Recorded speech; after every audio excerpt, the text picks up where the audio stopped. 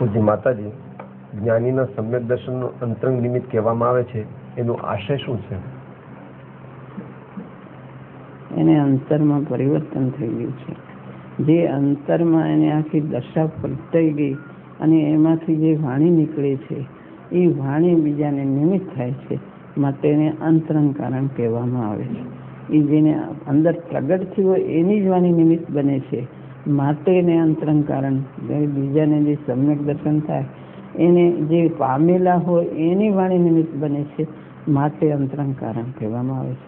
બાકી છે એ પરદ્રવ્ય છે તો પણ એને અંતરંગ કારણ કહેવાનું કારણ કે જેને અંતરંગમાં પ્રગટ થયું છે એની સાથે રહેલી જે વાણી એ વાણી નિમિત્ત બને છે, માટે એને અંતરંગ કારણ એની અપેક્ષા કહેવાય છે.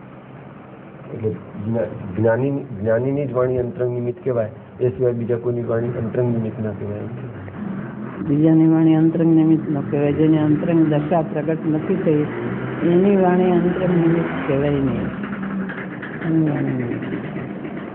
એ ભલે વ્યવહારે એનાથી જાણે કંઈ, પણ એ અંતરંગ જે દેશના લબ્ધી પ્રગટ થાય, અંતરંગમાં સમ્યક દર્શન પ્રગટ થાય, એમાં તો વાણી જે પામેલા હોય એની જ વાણી નિમિત્ત બને છે, એને જ નિમિત્ત સંબંધ હોય છે, એને જ અંતરંગ કારણ કહેવાય, બીજાને ન કહેવાય. અંતરંગ પરિવર્તન થાય છે એટલે એને અંતરંગ કારણ કહે છે.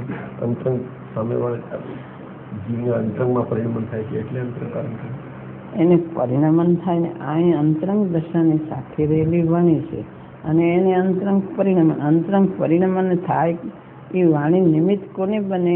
એ જે પામેલા છે એની જ વાણી નિમિત્ત બને છે, માટે એને અંતરંગ પરિવર્તન થયું, માટે અંતરંગ કારણ. એથી પણ એને પામેલા હોય એની જ વાણી નિમિત્ત બને છે, માટે એને અંતરંગ કારણ કીધું છે.